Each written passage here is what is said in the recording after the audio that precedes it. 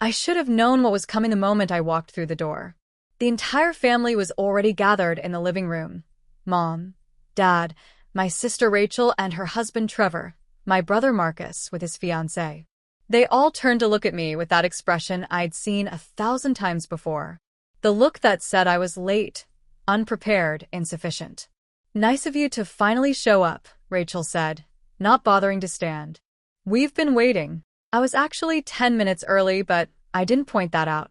I'd learned years ago that facts didn't matter in this house. Only perception did. "Sorry," I said quietly, setting down the gifts I'd brought. I'd spent weeks finding thoughtful presents for everyone, including my 2 nephews. I noticed Rachel's eyes flick to the bags with what looked like disappointment, as if she'd hoped I'd show up empty-handed to prove whatever point she was trying to make. Dinner started normally enough. Dad carved the turkey. Mom fussed over the table settings. Marcus talked about his promotion at the tech firm where he worked. Rachel described the new kitchen renovation she and Trevor were planning. I listened, contributed when asked direct questions, and mostly tried to stay invisible.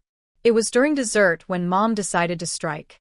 "Rachel was just telling us about the donation she made to the Children's Hospital," Mom said, her voice dripping with that particular tone of pride she reserved exclusively for my sister. $15,000. Can you imagine? We raised such a generous daughter. "That's wonderful," I said, meaning it. "The Children's Hospital does amazing work." "It's what family does," Rachel said, looking directly at me. "We help others. We give back to the community." There was a weighted pause. I could feel it coming like a storm rolling in. "You never helped this family," Mom said, setting down her fork with enough force to make the china rattle. "Your sister actually contributes. She helps with the grandchildren. She comes to every family event. She remembers birthdays and anniversaries. She calls me every single day." "Mom," I started. "And what do?" she continued, her voice rising. "You show up when it's convenient. You live in your tiny apartment, working your little job, keeping to yourself. You never offer to help with anything. Never ask if we need anything. Just absent. Always absent." Dad nodded slowly. "Your mother's right, Jennifer. Rachel's always been there for us. Even Marcus helps out when we need him. But you? It's like you're not even part of this family." Marcus shifted uncomfortably, but said nothing. Trevor smirked into his wine glass. Rachel sat back with her arms crossed, looking vindicated. I smiled politely, the way I'd trained myself to do. The way I'd perfected over 6 years of sitting at this table, listening to variations of this same speech. "I understand," I said softly. "Do you?" Mom pressed. "Because honestly, Jennifer, I don't think you do. Your sister is planning to help us renovate the bathroom next spring. She's already committed $20,000. $20,000. That's what family does. That's what love looks like." I nodded, still smiling. My face felt frozen, like a mask I couldn't remove. "That's very generous of her." "It is generous," Rachel said sharply. "Unlike some people, I actually care about Mom and Dad's comfort in their old age. I actually think about someone other than myself." The words hung in the air. Everyone was looking at me now, waiting for me to defend myself, to argue, to prove them right by getting emotional. Instead, I stood up calmly. "Thank you for dinner, Mom. Everything was delicious. I should get going. I have an early morning tomorrow." "Of course you do," Rachel muttered. Always an excuse. I collected my coat from the hall closet, wished everyone a Merry Christmas, and walked out to my car. The December air was sharp and cold, exactly how I felt inside. But I didn't cry. I didn't scream. I didn't call my best friend Sarah to vent, though I knew she'd be waiting to hear how it went. Instead, I sat in my car for a moment, letting the engine warm up, and made a decision I'd been avoiding for 6 years. It started in 2017, right after I'd landed my first major promotion at the financial consulting firm where I'd been working since college. I was 26 years old, finally making real money, and I felt like I was supposed to do something meaningful with it. That's when Dad called me. "Jennifer, honey, I need to talk to you about something," he'd said, his voice heavy with a kind of desperation I'd never heard before. Your mother doesn't know I'm calling. I don't want her to worry. My heart had clenched. What's wrong? Are you sick?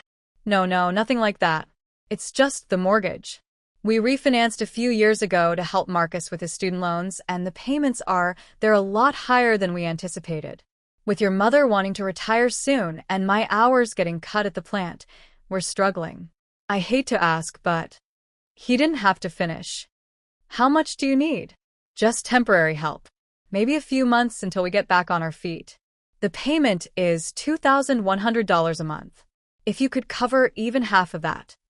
I'll cover all of it, I'd said immediately. Don't worry about it, Dad. I'll set up an automatic transfer today. The relief in his voice had been palpable. You're saving us, Jennifer. You really are. We'll pay you back as soon as things stabilize. I promise. I'd set up the automatic payment that same day. Direct transfer from my checking account to their mortgage company, due on the 1st of every month. $2,100. I barely noticed it missing from my paycheck. I'd been living frugally, saving aggressively, investing wisely. 3 months later, I'd added their homeowner's insurance when Dad mentioned they were about to let it lapse. $175 a month. 6 months after that, I'd quietly started covering their utilities when Mom complained at Thanksgiving about the electric bill. Another $400 a month. Then the property taxes. $520 a month, averaged out. Then the HOA fees. $180 a month. By the end of the first year, I was paying $3,375 every single month to keep my parents in their home. Over $40,000 a year. And they'd asked me not to tell anyone, especially not Rachel or Marcus. They just worry, Dad had said. And they have their own expenses. Let's keep this between us. I'd agreed because I understood. Rachel had 2 kids and a husband who worked in sales, unreliable income. Marcus was still building his career. I was single, childless, with a growing income and no debt. It made sense that I'd be the one to help. Except it was supposed to be temporary. Year 2 came and went. The promises to pay me back faded into silence. I didn't bring it up because every time I saw my parents, they seemed stressed enough. Why add to their burden? Year 3, I got another promotion. Senior financial consultant, managing a portfolio of high-net-worth clients. My salary jumped to $180,000. The monthly payments became even less noticeable. Year 4, I made partner. My income jumped again. Base salary plus profit sharing put me over $300,000 annually. I started investing more aggressively, building a real estate portfolio on the side. 3 rental properties in 2 years. I was doing well. Better than well. And still, every month, $3,375 left my account for my parents' house. Year 5, something shifted. Rachel had started making comments at family dinners about how I didn't understand what it meant to struggle, how I didn't have real responsibilities like she did. Mom had started comparing us more openly. Rachel's volunteer work, her involvement in the kids' schools, her daily phone calls. I'd stayed quiet, kept paying, kept showing up.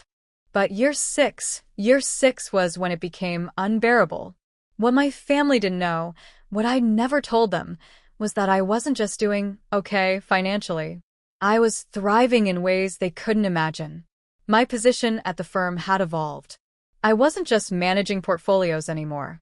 I was identifying investment opportunities, structuring deals, building relationships with executives and entrepreneurs. I developed a reputation for spotting undervalued companies before anyone else saw their potential. 2 years ago, I'd made a private investment in a tech startup that a college friend was launching. $20,000 for a 2% equity stake. The company had just been acquired by a major corporation. My payout, $2.4 million.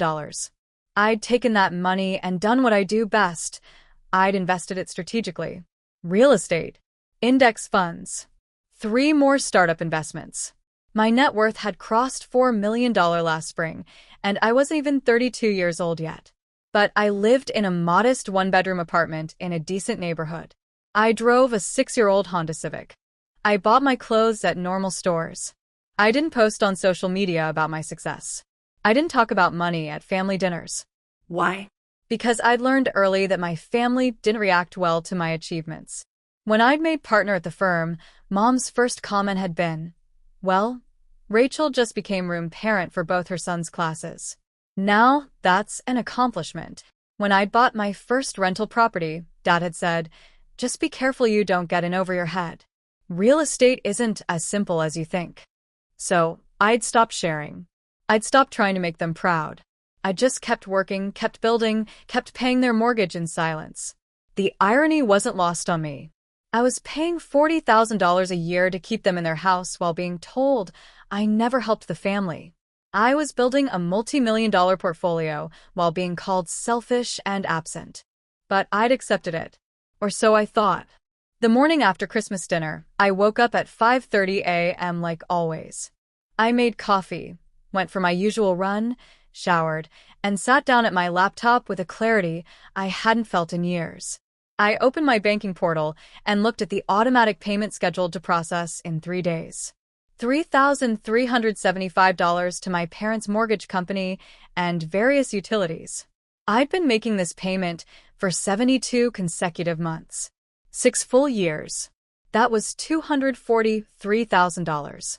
Nearly $250,000 paid silently, without recognition, while being told I contributed nothing. My hand moved to the mouse. I clicked Manage Automatic Payments. I selected each recurring transfer to my parents' accounts. And one by one, I canceled them. Delete. Delete. Delete. Delete. It took less than 2 minutes to undo 6 years of financial support. I sat back and stared at the screen. My heart was pounding, but not with guilt. With relief. With something that felt dangerously close to freedom. I wasn't angry. I wasn't trying to punish them. I was simply done. Done being invisible while keeping them afloat. Done being called selfish while being their silent lifeline. Done accepting scraps of respect while funding their entire existence. I picked up my phone and texted Sarah. I did it. I canceled everything. Her response was immediate. Finally. How do you feel? Free. I typed back. Terrified, but free. I didn't tell my parents. I didn't send an explanation. I just stopped. The same way you'd stop watering a plant that kept insisting it didn't need water. 48 hours later, my phone rang at 7 a.m. Mom's name flashed on the screen.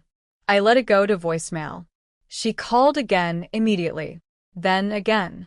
Then Dad called. Then Rachel. I was in a meeting with a client, so I silenced my phone and focused on work. By lunch, I had 17 missed calls and 12 text messages. Mom. Call me immediately, Dad. Jennifer, we need to talk right now, Rachel. What did you do? Mom is freaking out, Mom. The mortgage company called. They said the payment was rejected. Fix this now, Dad. This isn't funny. Call us back. I read through them all during my lunch break, sitting in my car with a salad I'd brought from home. My hands weren't shaking. My stomach wasn't churning. I just felt calm. I typed a single response to the family group chat. I can talk this evening. I'll call around 7. Rachel. This evening? Are you kidding? Mom. This is an emergency, Jennifer Marie Marcus. What's going on? I turned my phone to Do Not Disturb and went back to work. At 7 p.m. exactly, I called my parents' house. Dad answered on the first ring. What the hell is going on? He shouted, not bothering with pleasantries. The mortgage company says our payment was rejected. They're charging us a late fee. Your mother has been in tears all day. I could hear Mom crying in the background and Rachel's voice saying something sharp. I canceled the automatic payments, I said calmly. All of them. Silence. Then, you what? I canceled the automatic payments I've been making for the past 6 years. The mortgage, the insurance, the utilities, the property taxes, the HOA fees. All of it. You can't do that. Mom screamed, loud enough that I had to pull the phone away from my ear. We'll lose the house. Then you'll need to make the payments yourself, I said. Like you've been telling everyone you've been doing all along. Jennifer, listen to me, Dad said, his voice shaking with rage. I don't know what kind of game you think you're playing, but this is not funny. You set up those payments. You can't just stop them without warning. I can, actually. It's my money. I'm allowed to choose how I spend it. Rachel grabbed the phone. I could hear the struggle. Are you out of your mind? She shrieked. Do you have any idea what you've done? Mom and Dad could lose their house. They could be homeless. Then maybe you should help them, I said quietly. You just donated $15,000 to the Children's Hospital, which is wonderful. Surely you can spare some for Mom and Dad's mortgage. That's completely different. That was a charitable donation. I can't just. Can't what? I can't actually contribute to the family you claim to care so much about. I heard her gasp. Then Mom took the phone back. Jennifer, baby, please, she said, her voice cracking. I don't understand. Why would you do this? Did we do something to upset you? The question was so absurd I almost laughed. Do you really not know? No. I don't. Everything was fine at Christmas. Mom, at Christmas dinner, you told me I never helped the family. In front of everyone. You said Rachel actually contributes and I don't. You called me absent and selfish. I didn't, that's not what It's exactly what you meant. And you've been saying it in different ways for years. So, I decided you were right. If I'm not contributing, if I'm not really part of this family, then there's no reason for me to keep paying your mortgage. Complete silence on the other end. Paying our what? Dad's voice was quiet now. Dangerous. Your mortgage. Your insurance. Your utilities. Your property taxes. 交话费. I've been paying them for 6 years. Every month, $3,375 leaves my account to keep you in that house. That's over $40,000 a year. $250,000 total. I heard someone gasp. Then muffled voices arguing. That's not. You never. We didn't ask you to do all that. Mom said. Yes, you did. Dad called me in 2017. He said it was temporary just until you got back on your feet. He asked me not to tell Rachel or Marcus because they'd worry. So I paid, and I stayed quiet, and I waited for you to get back on your feet. 6 years later, I'm still waiting. You should have told us. Rachel shrieked in the background. I'm telling you now. Dad's voice was cold. So what? This is blackmail? You want us to what, grovel? Apologize? We're your parents, Jennifer. Helping family isn't supposed to come with conditions. You're right, I said. It's not. Which is why I helped for 6 years without asking for anything in return. Not money. Not gratitude. Just basic respect. Basic acknowledgement that I'm part of this family too. But at Christmas, you made it very clear that I'm not. So now I'm acting like it. This is insane. Rachel yelled. You're going to let Mom and Dad lose their house over hurt feelings? I'm not letting them do anything. Their house, their responsibility. Just like you said, Rachel, family helps family. So help them. You have the means. You just donated $15,000 to charity. Marcus just got a promotion. Between the two of you, surely you can cover a $2,100 mortgage payment. More muffled arguing. Then Marcus's voice. Jennifer, this is crazy. We can't just suddenly come up with that kind of money every month. But I could. I asked. For 6 years. That's different. You don't have kids. You don't have a wife. You don't have expenses. I have expenses. I just prioritize differently. I've been prioritizing Mom and Dad. Now I'm prioritizing myself. You selfish bitch. Rachel screamed. I hung up. My phone immediately started ringing again. I declined the call and sent a text to the family group chat. I'm not discussing this further tonight.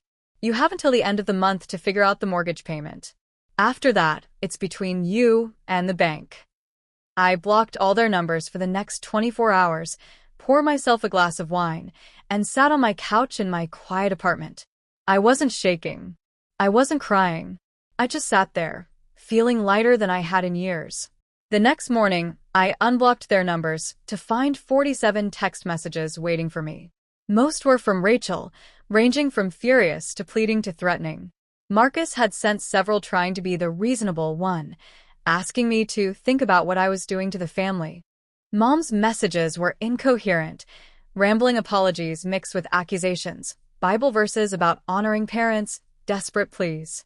Dad had sent only one message: "You're dead to me." I screenshot all of them and saved them to a folder on my laptop labeled evidence. Then I called my attorney. "I need you to do something for me," I told him. "I need a full accounting of every payment I've made to my parents over the past 6 years. Every bank transfer, every bill I've paid on their behalf, everything. I need it documented, official, and notarized." "Are you planning to sue them?" he asked.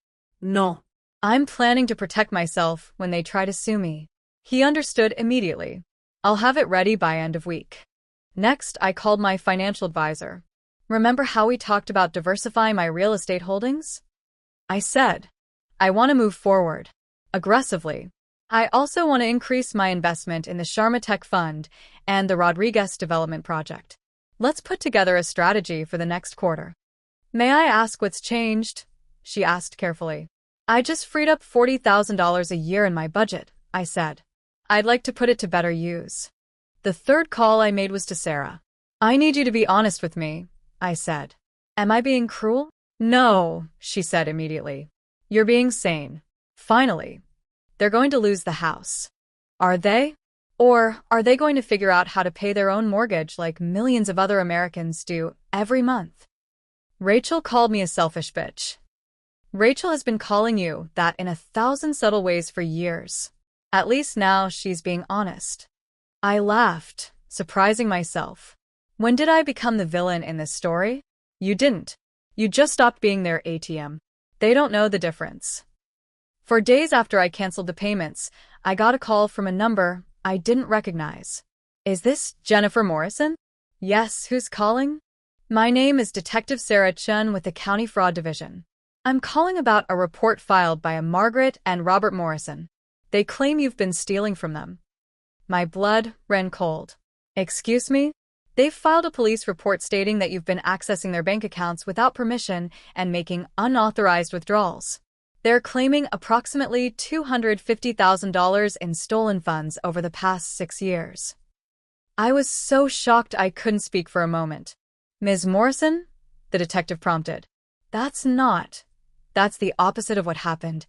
I finally managed. I've been giving them money, not taking it. Can you prove that?" Yes. "Absolutely. I can prove every single payment." Good. "I'm going to need you to come down to the station and make a statement. Can you do that today?" 2 hours later, I was sitting in an interview room with Detective Chun and my attorney, walking through 6 years of bank statements. "So you're saying you voluntarily paid their mortgage for 6 years without any written agreement?" Detective Chun asked. Correct. "My father asked for help. I provided it. He asked me to keep it private from the rest of the family, so I did."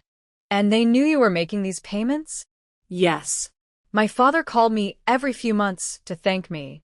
My mother mentioned once or twice that she was grateful I was helping out. They knew." Detective Chun looked at the statements, then at my attorney's notarized accounting. "This is quite thorough." "My client is a financial consultant," my attorney said. "Documentation is her specialty." "And you stopped making payments on December 26th? Yes. After being told at Christmas dinner that I never help the family and don't contribute anything, I decided they were right. If I'm not contributing, there's no reason to continue the payments." Detective Chun made notes. "And they filed this report claiming you stole from them 2 days ago?" "Apparently." She sighed and closed her notebook. "Ms. Morrison, I'm going to be straight with you. This isn't theft. This is a family dispute over financial support. There's no crime here. So, I'm not being charged with anything?" No. In fact, given this documentation, if anyone was going to be charged with anything, it would be your parents for filing a false police report. But I don't think that's what you want. It's not. I'll close this case and let them know. I'd recommend you keep all this documentation in case they try to take you to civil court. They're going to sue me? Families do strange things when money's involved, she said kindly. Protect yourself. 1 week later, my parents received a formal letter from my attorney. It outlined, in excruciating detail, every payment I'd made over the past 6 years. It included copies of bank transfers, canceled checks, payment confirmations. It totaled $243,000 in voluntary financial support provided without any written agreement or expectation of repayment. It also included a statement that I was under no legal obligation to continue this support, that all payments had ceased as of December 26, and that any further harassment, including false police reports, would result in legal action. The letter concluded with an offer. I would forgive the entire $243,000 debt if they would sign a document acknowledging they had received this support and agreeing to cease all contact with me. I didn't expect them to sign it. I sent it to create a paper trail. Rachel called me 2 weeks later. Not from her cell phone, from her office. "We need to meet," she said. No greeting. No small talk. Why? Because Mom and Dad's mortgage is due in 10 days and they don't have the money. Because Marcus and I have been trying to figure out how to help, but we can't cover it long term. Because this family is falling apart. That's not my problem anymore. It never was your problem, she exploded. That's what you don't get.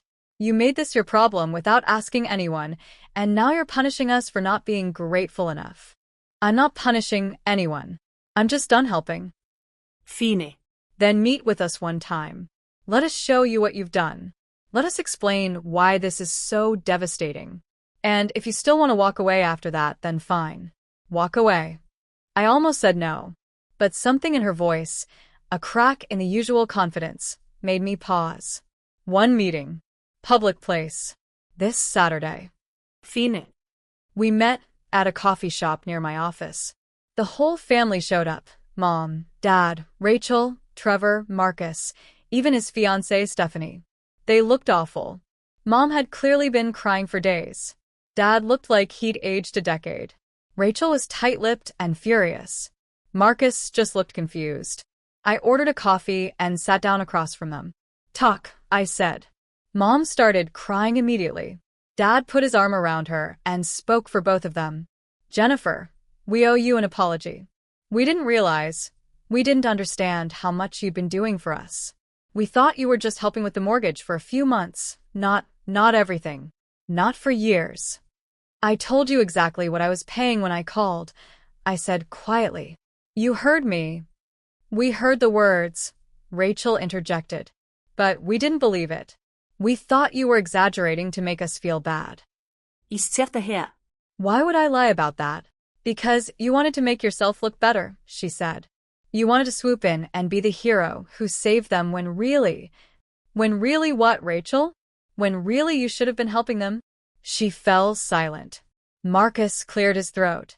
"Look, we've been going through their finances, trying to figure out how they got into this situation. And we found some things." He slid a folder across the table. I opened it. Bank statements, credit card bills, loan documents. My blood turned to ice as I read. "Is this real?" I asked. "We had a forensic accountant verify it," Marcus said quietly. "Yes." According to the documents in front of me, my parents had been spending recklessly for years. Vacations charged to credit cards. A timeshare purchased on a whim. A loan taken out to buy Rachel a car 2 years ago. Another loan for Marcus's wedding expenses. They'd been living like they had money because I'd been covering their basic expenses. Every dollar I paid toward their mortgage and bills freed up their actual income to spend on luxuries. "They owe almost $180,000 in consumer debt," Marcus said. "Not including the mortgage." I looked at my parents. "You told me you were struggling. You said you needed help just to get by." "We were struggling," Dad insisted. "The mortgage payments were too high. Because you kept borrowing against the house to fund everyone else's lives." I said, my voice rising for the first time. "You refinanced to pay Marcus's student loans. You took out a HELOC to buy Rachel's car. You've been using the equity in your house like a piggy bank while I paid the actual mortgage." "We're your parents," Mom sobbed. "We raised you. We sacrificed for you. It's not wrong to expect help from your children." Help. I stood up. "I gave you $250,000. I gave it silently, without conditions, without asking for anything back. And in return, you called me selfish. You told me I never contribute.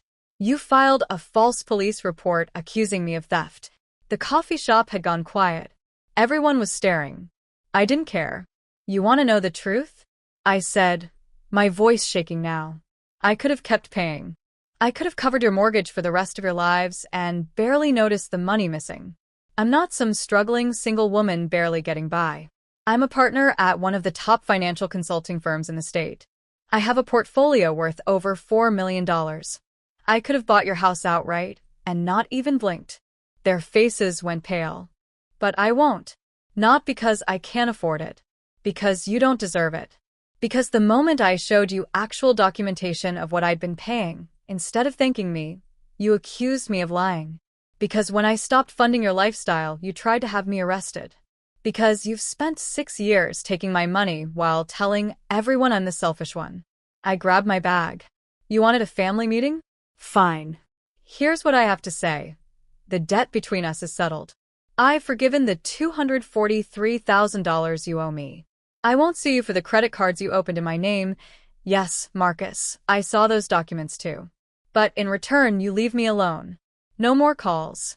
No more guilt trips. No more family dinners where I'm the disappointment. Jennifer, please. Mom reached for me. I stepped back. Sign the document my lawyer sent. Acknowledge what I gave you. And let me go. I walked out of the coffee shop and didn't look back. They signed the document 3 days later. In it, they acknowledged receiving $243,000 in financial support from me over 6 years. They agreed to cease all contact unless I initiated it first. They withdrew the police report and apologized in writing for filing it. In return, I forgave the debt and agreed not to pursue charges for the credit cards they'd fraudulently opened using my information. It wasn't forgiveness. It was a transaction. But it was closure. Sarah threw me a freedom party that weekend. Just the two of us, expensive wine, and takeout from my favorite restaurant. How do you feel? She asked. Lighter, I said. Sad. But lighter. Are you going to reconcile eventually? I thought about it. Maybe. If they actually change. If they actually see me as a person instead of a resource. But I'm not holding my breath.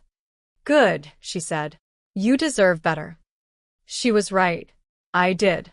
6 months after that final coffee shop meeting, I got a text from an unknown number. Yeah. This is Marcus. I got a new phone. I wanted you to know that Mom and Dad sold the house. They're moving into a smaller condo that they can actually afford on their retirement income. Rachel and I are splitting the cost of helping them with the down payment.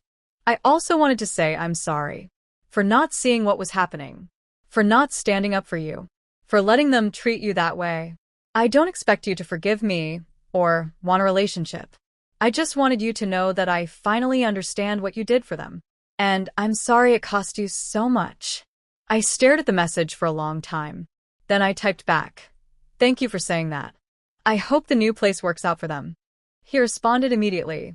Would you want to get coffee sometime? Just us. No parents. No drama. Just brother and sister. I smiled. Maybe. Let me think about it. Take all the time you need. I haven't responded yet. Maybe I will. Maybe I won't. But for the first time in 6 years, the choice is entirely mine. And that's worth more than $243,000 could ever buy.